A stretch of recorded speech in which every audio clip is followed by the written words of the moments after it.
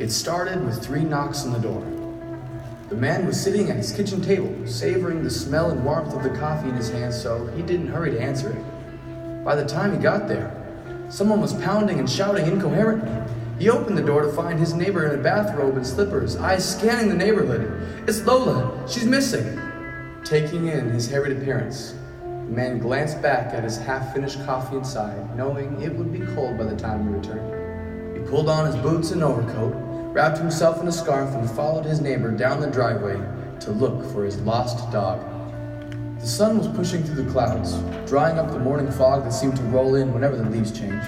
The man was not happy to be outside in the autumn chill, but outside he was, walking through the outskirts of town, trying to scan the fields around his house for his neighbor's lost dog as quickly as possible so he could get back home to his fireplace and comfortable slippers. He had a system: walk as quickly as possible, glance right then left with every step, but he was seeing nothing but corn. There was no sign of the missing dog. It was then that he noticed the sun was glinting off something in the distance. And as he got closer, he realized it wasn't light from the sun being reflected, but a glow that melted the autumn chill, making the field around it somehow beautiful. He knew immediately what it was, though he wouldn't say it out loud. It seemed too incredible to be really in front of him. People had talked about it in whispers his entire life. It was the kind of story your mother would tell you at bedtime, like a worthy street rat winning the heart of a princess, or a beast in a castle far away waiting for the love of his life. It was said that there was treasure hidden nearby worth giving your whole life for.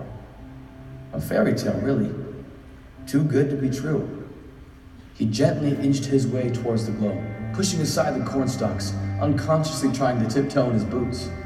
But the closer he got, the harder it was to contain his excitement. His impatience at being out in the cold melted away. He hadn't brought a shovel with him out on the search, so he used himself, his hands and his feet, kicking dirt, shoving it out of the way. All of a sudden, the treasure was laid bare, casting its golden, heavenly glow upwards. A smile started in his eyes, pulling up the corners of his lips and lifting his shoulders. He suddenly had so much energy he didn't know what to do with himself, so he just paced in circles around the treasure. And as he did, the reality of what he had found started to sink in. Suddenly, he realized that the glow that brought him this joy wasn't just a glow, it was a beacon. And if he was a magnet in his field, there were sure to be others that would be pulled in. So now that he knew about it, he knew he needed to conceal it. Not forever, but for now. In a frenzy, he scrambled to undo what he had just done.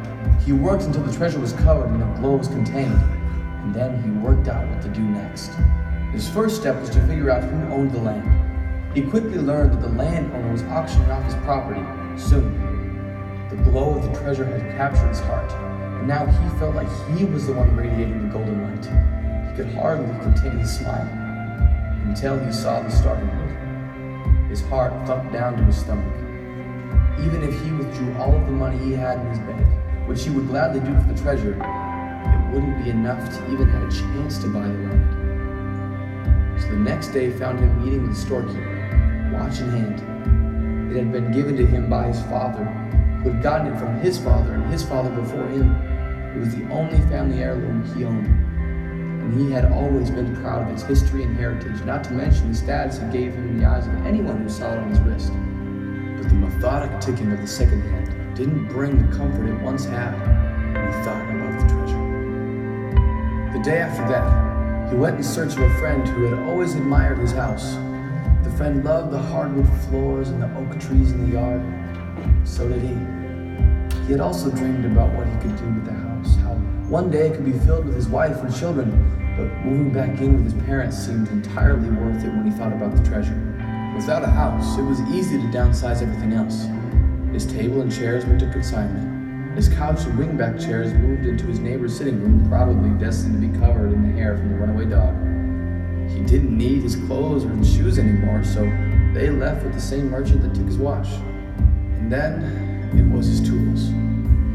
He had an outbuilding designed for them. Before he saw the treasure, he had built a business with them. He built his life with them.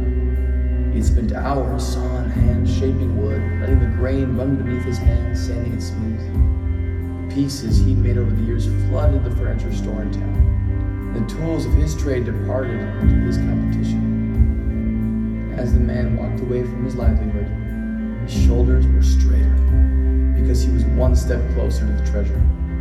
His fiancée didn't understand the change in him. She didn't agree with him selling everything he had. So, she was the next thing that he had to let go. Because he could not turn back from all the changes he made in order to secure the treasure. At first, he thought it would be hard.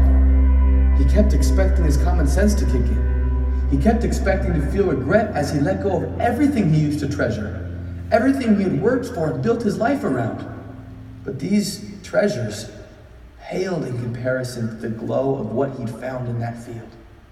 And if selling these things, if letting go of his fiancée meant gaining the treasure buried out there, it was worth it. So, he came to the auction stripped, with a check that represented everything he had and everything he had been.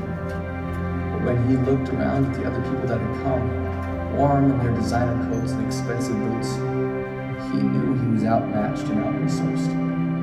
Then, he remembered the glow of the treasure filtering up through the ground.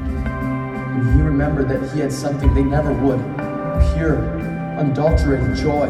With desperation, he struggled to make his way forward, pushing through the crowd, clutching his offer with white knuckles, sweat beading on his face and arms, soaking through his shirt. He could see the owner of the field standing at the front, calmly watching the crowd that had gathered there to make offers on his property.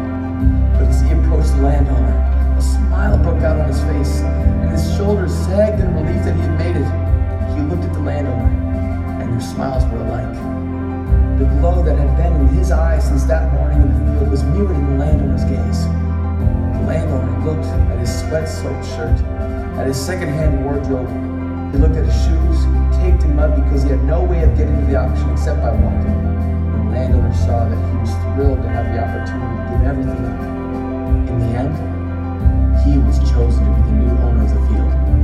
Even though he didn't have the most to give, and there were more lucrative offers present at the auction that day, the landowner's smile didn't waver as he signed the deed with the cornfield over.